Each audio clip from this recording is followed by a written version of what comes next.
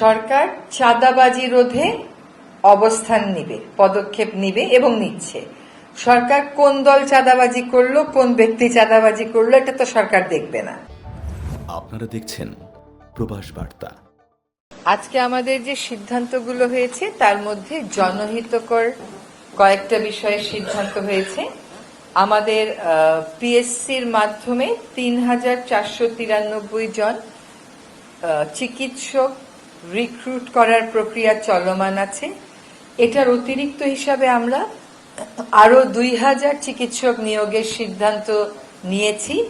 এটার মূল উদ্দেশ্যই হচ্ছে যে গ্রামগঞ্জে মানুষেরা আসলে চিকিৎসা পায় না, তাদের জন্য পর্যাপ্ত ডাক্তার যেন নিশ্চিত করা যায়, চিকিৎসক যেন নিশ্চিত করা যায়, এই জন্য এই সিদ্ধান্তটা নেওয়া হয়েছে। আমাদের আরেকটা ভালো খবর আছে, সেটা হচ্ছে যে আপনারা জানেন যে দুটো দেশ থেকে বর্তমানে এলএনজি আনছি, কিন্তু গত কয়দিন আগে আমাদের বাণিজ্য বিদ্যুৎ উপদেষ্টা মহোদয় গিয়েছিলেন সৌদি আরবে। সেখানে আরামকো বলে যে সবচেয়ে বড় কোম্পানিটা আছে, তাদের সাথে কথা হয়েছে। তারা বাজারে যে দামে দেয় তার থেকে কম দামে বাংলাদেশকে এলএনজি সরবরাহে সম্মত হয়েছে। আরেকটা সেটাও ভালো খবর, সেটা হচ্ছে যে এ পর্যন্ত উপদেষ্টা পরিষদে যে যতটা সিদ্ধান্ত গৃহীত হয়েছে তার কতটুকুন বাস্তবায়িত হলো তার একটা পিরিয়ডিক রিভিউ হয়। সেই রিভিউতে দেখা যাচ্ছে যে ১৩৫টা সিদ্ধান্তের মধ্যে ৯২টা সিদ্ধান্তই বাস্তবায়িত হয়েছে, অর্থাৎ বাস্তবায়নের হার হচ্ছে ৬৮.16, যেটা বেশ ভালো একটা হার।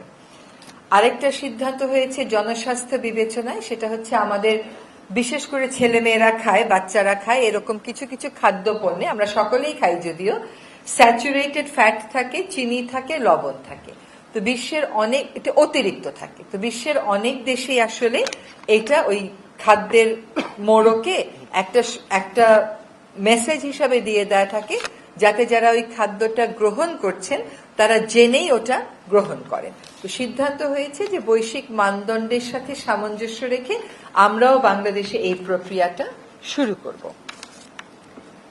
আমাদের আজকে সভায় আপনারা জানেন যে বিপুল সংখ্যক প্রতিষ্ঠানের নাম বিশেষ পরিবারের সদস্যদের নামে নামকরণ করা হয়েছিল। তো আমরা আজকেও ওই ধারাবাহিকতায় এরকম দুটো প্রতিষ্ঠানের নাম পরিবর্তনের সিদ্ধান্ত গ্রহণ করেছি। আর এছাড়া দুটো বিষয়ে আমরা মনে করছি যে আপনাদের কাছে আমাদের বক্তব্যটা একটু তুলে ধরা দরকার। একটি হচ্ছে সাম্প্রতিক সময়ে একটি এককালীন সুবিধা দেওয়ার কথা বলা হয়েছে যারা জুলাই আগস্ট গণ অভ্যুত্থানে আহত হয়েছেন, নিহত হয়েছেন, তাদের পরিবারের সদস্যদেরকে স্কুলে ভর্তির ক্ষেত্রে।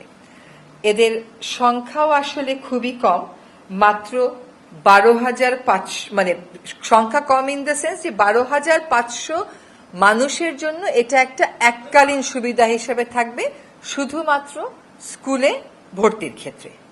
এবং এইটা ক্ষতিগ্রস্ত পরিবারকে যে এককালীন সহায়তা দেয়া হচ্ছে তারই একটা অংশ হিসেবে বিবেচনা করা হচ্ছে। এইটা কোনোভাবেই কোটার সাথে তুলনীয় নয়।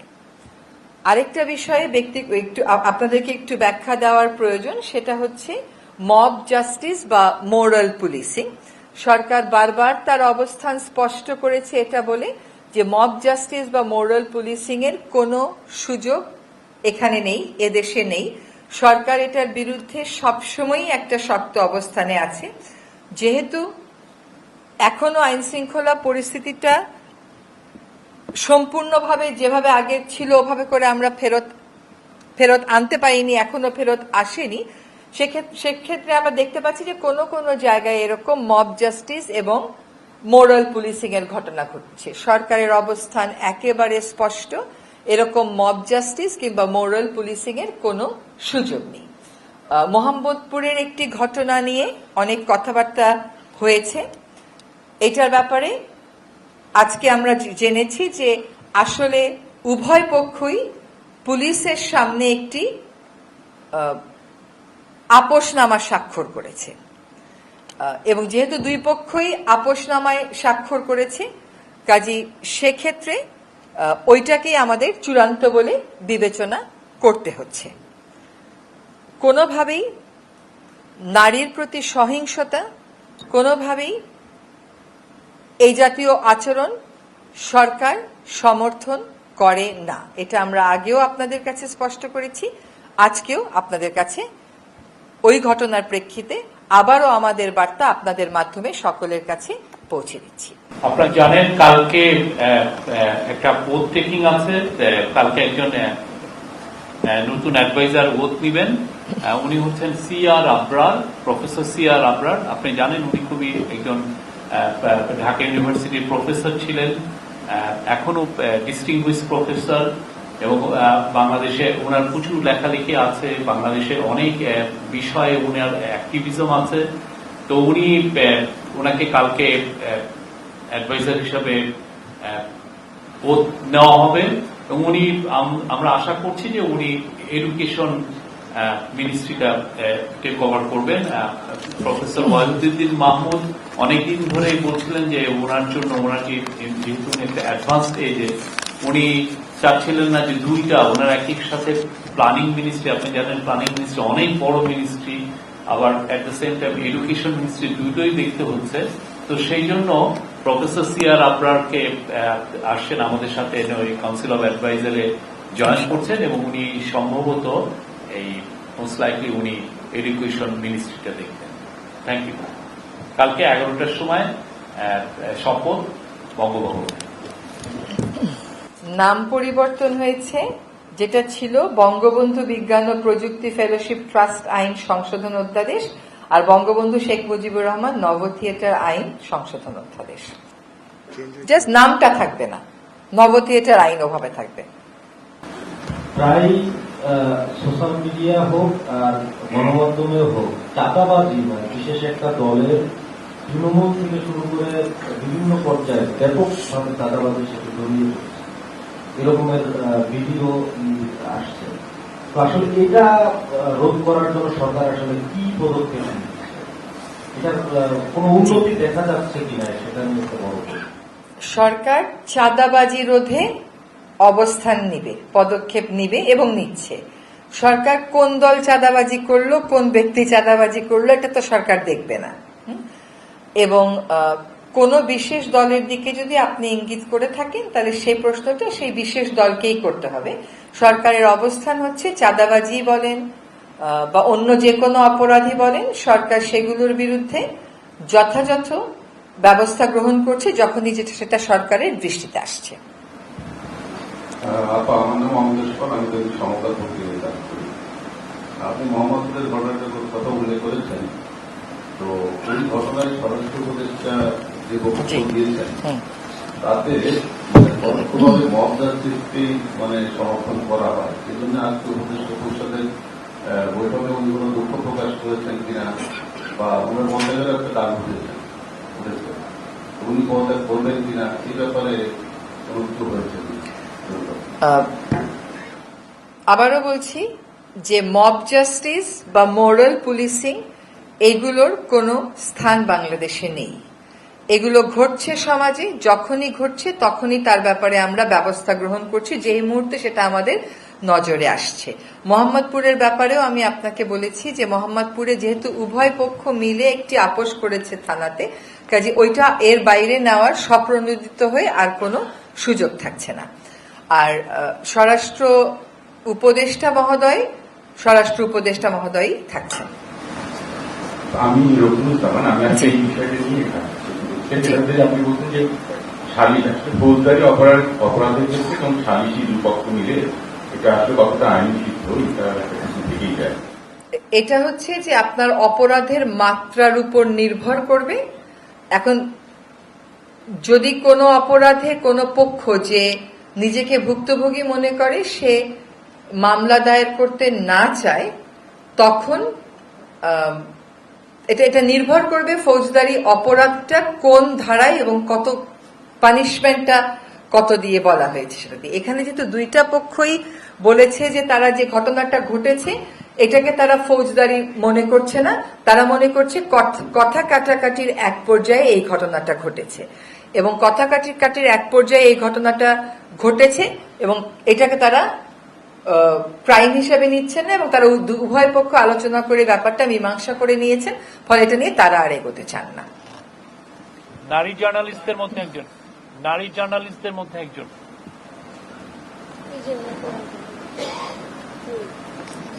এই সুইটি, এনি কোশ্চেন? সুইটিকে আজকে প্রশ্ন করতেই হবে।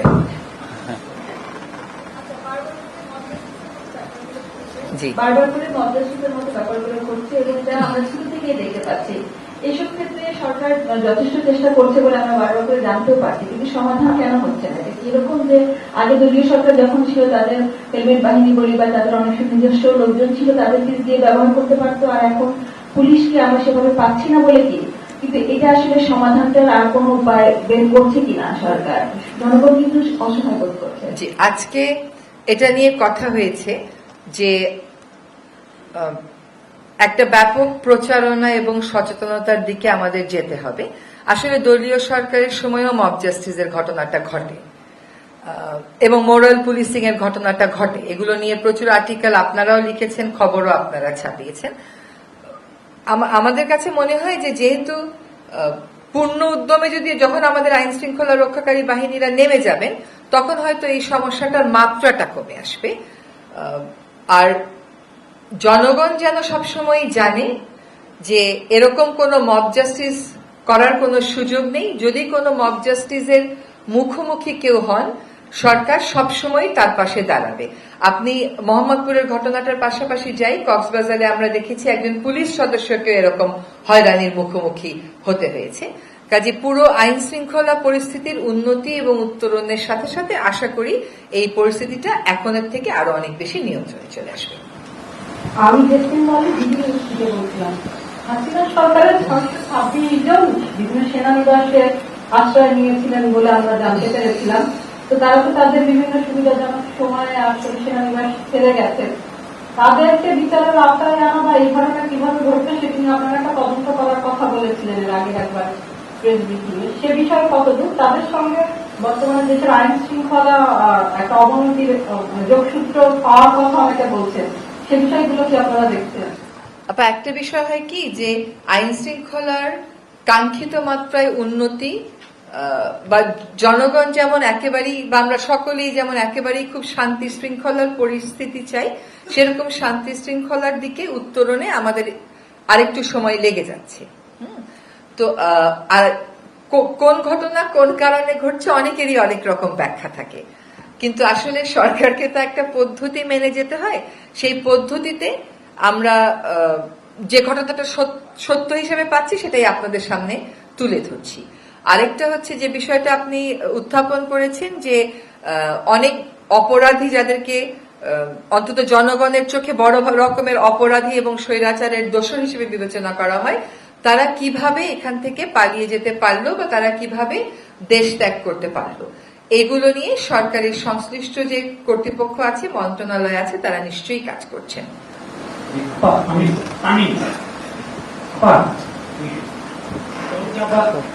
স্বাধীনতা পুরস্কার বিষয়ে আমরা সামাজিক আন্দোলন নাম আসছে, এটা চূড়ান্ত হয়েছে কিনা স্বাধীনতা পুরস্কার?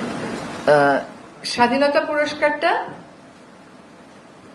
কারা পেয়েছেন তাদের চূড়ান্ত তালিকাটা যথাসময়ে আপনাদের সামনে প্রকাশ করা হবে। এভাবে তো তালিকা প্রকাশ করার নিয়ম নাই, যেভাবে তালিকা প্রকাশ করার নিয়ম সেভাবেই যথাসময়ে যথাযথ পদ্ধতি মেনে তালিকাটা প্রকাশ করা হবে। তবে যেহেতু দিনটার সামনে একটা মোটামুটি চূড়ান্ত সিদ্ধান্ত গঠনের প্রক্রিয়া তো অবশ্যই সমাপ্তির পথেই। মাননীয় পরিবেশ উপদেষ্টা, আমি পল্লব রায়, বার্তা 24 কাজ করি এখানে। আমি তো আপনার মন্ত্রণালয়ে ফিরে যেতে চাই। আপনি গত সেপ্টেম্বর 21 তারিখে বলেছিলেন যে বিভাগীয় কমিশনারদের নদী দখল মুক্ত করার জন্য নির্দেশ দেওয়া হয়েছে। সেই নির্দেশের পর আজকে 3-4 মাস পরেও কতটা উন্নতি হলো এবং ঠিক কতটা নদী দখল মুক্ত হলো? আপনি যদি আমার কথাটা দেখেন তাহলে দেখবেন বিভাগীয় কমিশনারদেরকে নদী দখল মুক্ত করতে বলা হয়েছে এমন কোনো কথা আমি বলি নাই। আমি যেটা বলেছি যে প্রত্যেকটা ডিসি কে বলা হয়েছে তার এলাকার একটা করে নদী দখল এবং দূষণমুক্ত করতে একটা কর্মপরিকল্পনা পাঠাতে। সেই প্রত্যেকটা ডিসি 63টা ডিসি থেকে আমরা কর্মপরিকল্পনা পেয়েছি। এটা নিয়ে কিন্তু বেশ কয়েকটা পত্রিকায় রিপোর্টও করেছে তারা কত বাজেট দিয়েছে। কিন্তু আসলে দেখা গেল কোন ডিসি হয়তো বলেছেন 5 লক্ষ, আরেকজন ডিসি বলেছেন 8 কোটি। তো সেইগুলো আমাদেরকে এখন সর্ট আউট করতে হচ্ছে। করে আমরা কতটুকু সময় পাবো সেটা বিবেচনায় আমরা দেখছি যে প্রত্যেকটা বিভাগ থেকে একটা করে নদী যদি আমরা বেছে নিই, একই সাথে বাংলাদেশের 3টা নদীকে বলা হয় সবচেয়ে দূষিত, সে 3টা যদি আমরা বেছে নিই, আর কক্সবাজার যেহেতু পর্যটনের জন্য অনেক গুরুত্বপূর্ণ, কক্সবাজারটাকে আমরা নিই এভাবে করে, আর ঢাকার 4টা দূষিত নদীকে নিই, দূষিত এবং মৃতপ্রায়, তাহলে মোট 13টা নদী নিয়ে প্রাথমিকভাবে আমরা কাজ শুরু করে দিয়েছি। মানে কাজ শুরু মানে কিন্তু এগুলোর কর্মপরিকল্পনা চূড়ান্ত এবং তারপরে বাজেট আনা। তবে আশা করছি এই 13টা নদীকে নিয়ে কাজগুলো আমরা শুরু করে দিতে পারবো।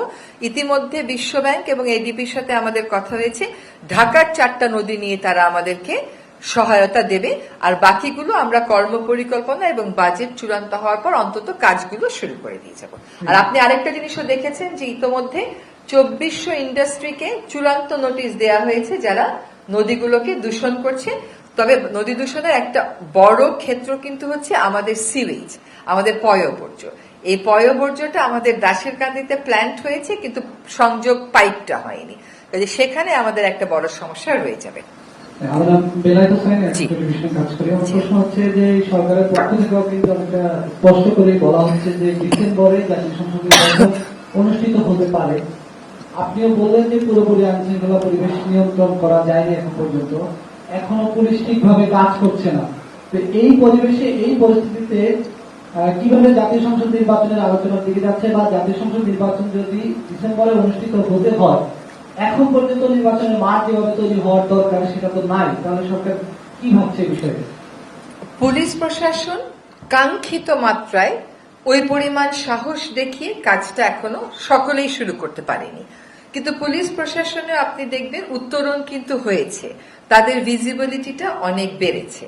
আর নির্বাচনের ব্যাপারে আমাদের প্রধান উপদেষ্টা মহোদয় যেটা বলেছেন, আমরা একই কথা বলছি, যে আমরা বলেছি ডিসেম্বর থেকে জুনের মধ্যে উনি একটা সময় বলেছেন, এই সময়টা কবে চূড়ান্ত হবে এটা আপনারা ওনার মুখ থেকেই শুনবেন।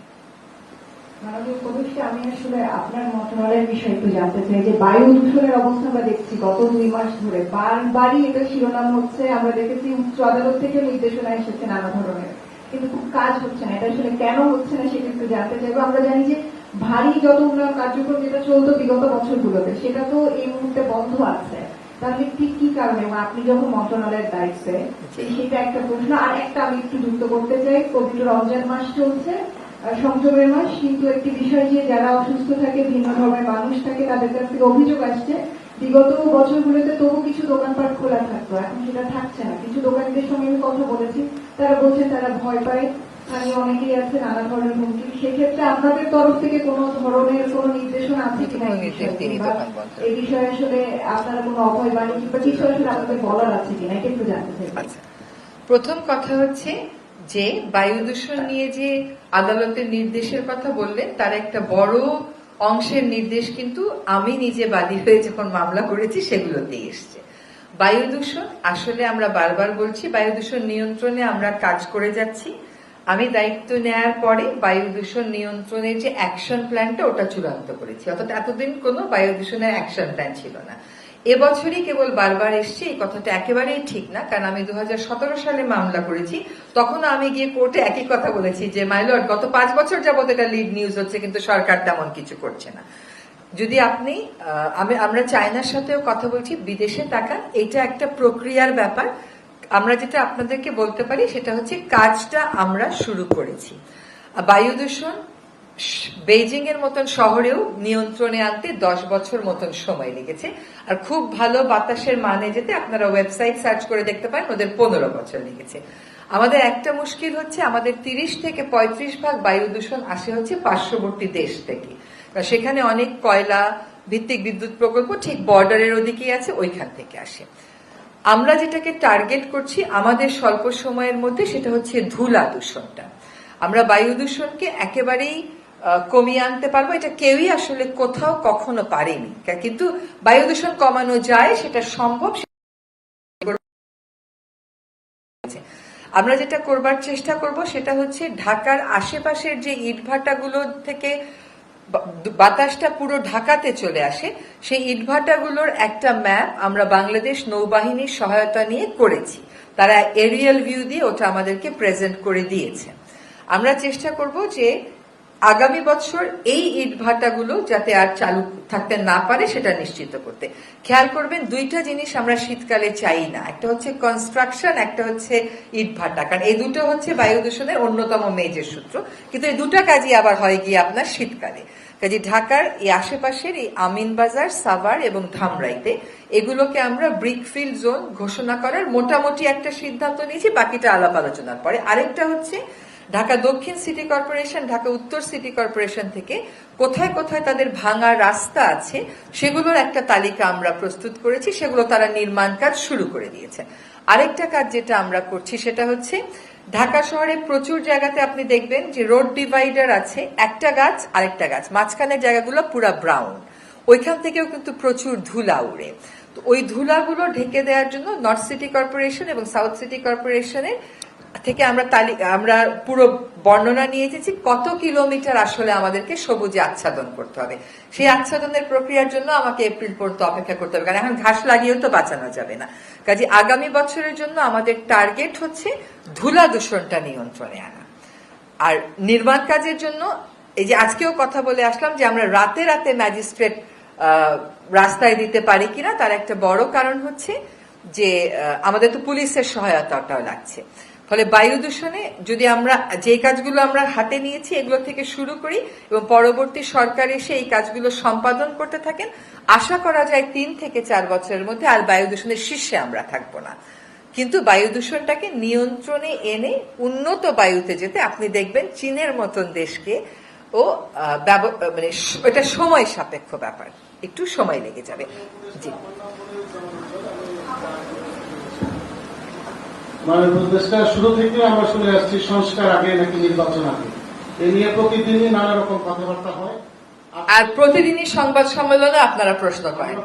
জি সাধারণ মানুষের জি, মাননীয় উপদেষ্টা গতকাল বিবিসির সঙ্গে বা জাতিসংঘের একজনের সাথে কথা প্রসঙ্গে বলেছেন সম্ভবত ডিসেম্বরে নির্বাচন হবে। আজকে আপনি আবার বললেন যে ডিসেম্বর থেকে জুন। শফিক ভাই মাঝে মাঝে বলেন যে এপ্রিল থেকে জুন পর্যন্ত বর্ষাকাল, সে সময় নির্বাচন উপযোগী পরিবেশ থাকবে না, সেহেতু এই নির্বাচনটা ডিসেম্বরে কিংবা মার্চের মধ্যে হবে। আর এটা এই প্রক্রিয়া যেতে হলে কিন্তু সংস্কারটা বিভিন্ন রাজনৈতিক দল চাইছে এবং আপনারাও শুরু করেছেন। আমরা জানতে পারছি না যে রাজনৈতিক দলগুলোর সাথে সংস্কার বিষয়ে আলোচনা সুনির্দিষ্টভাবে কবে নাগাদ শুরু হবে, এটা বলবেন। আর আজকে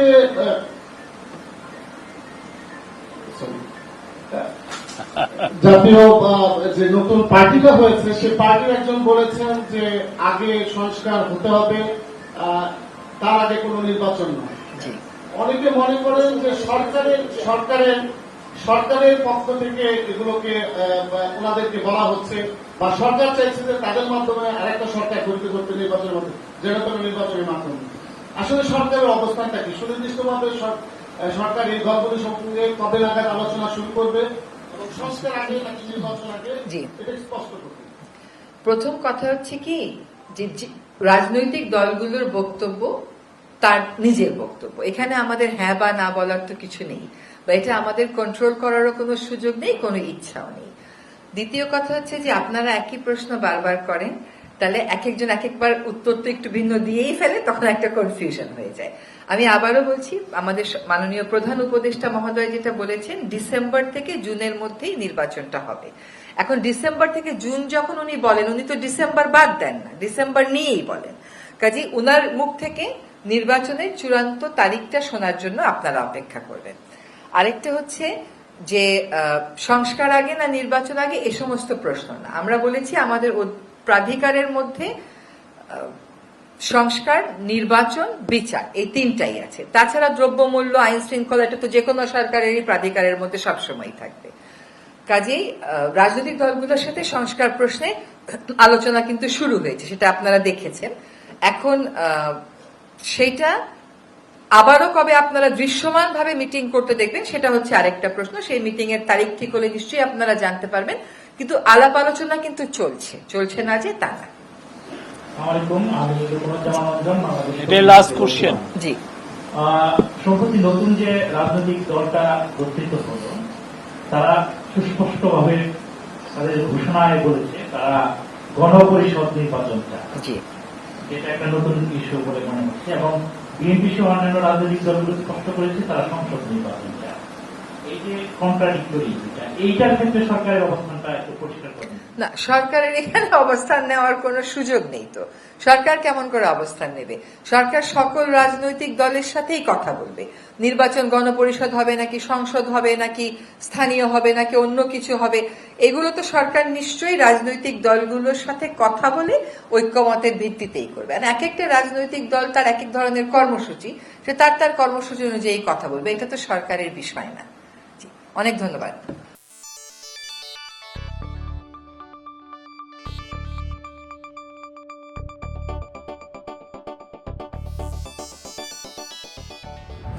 আপনারা দেখছেন প্রবাস বার্তা।